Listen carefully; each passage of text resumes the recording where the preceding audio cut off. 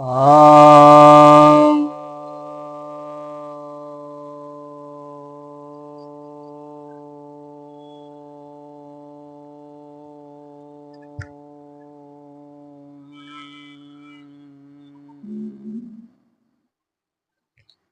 सभी भक्तजनों को प्रेम नमः। तो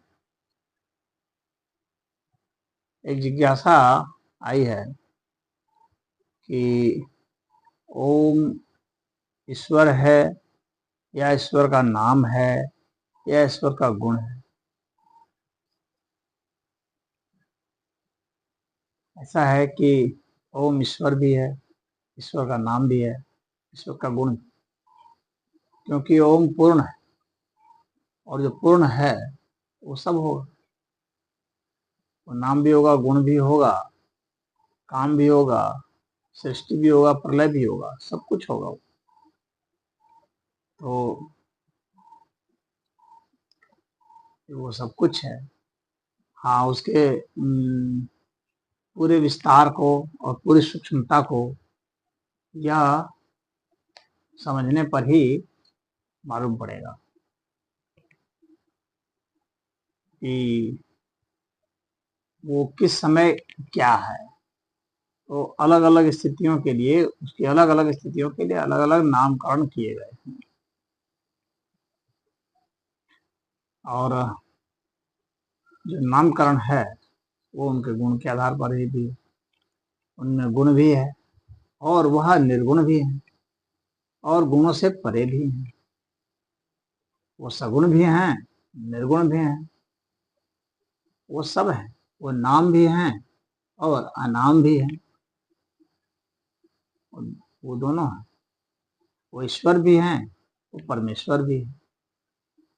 वो ब्रह्म है, वो परब्रह्म भी है। वो आत्मा है, वो परमात्मा भी है।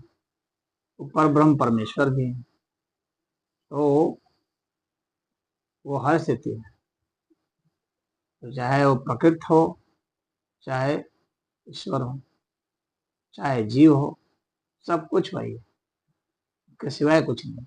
अलग अलग उनकी स्थितियों के अलग अलग नाम हैं, अलग अलग अंशों के अलग अलग नाम हैं। तो ओम जो है वह सब कुछ, इतना याद रखिए, वो अनंत हैं और नाम ही नहीं, सर्वनाम है। सर्वनाम, सब नाम वही। वो सर्वनाम है, वही विशेषण भी है, वही संज्ञा भी है। तो संज्ञा, सर्वनाम, विशेषण, क्रिया, प्रक्रिया, सब कुछ वही है। कोई चीज ऐसी नहीं है जिसके अभाव में वो।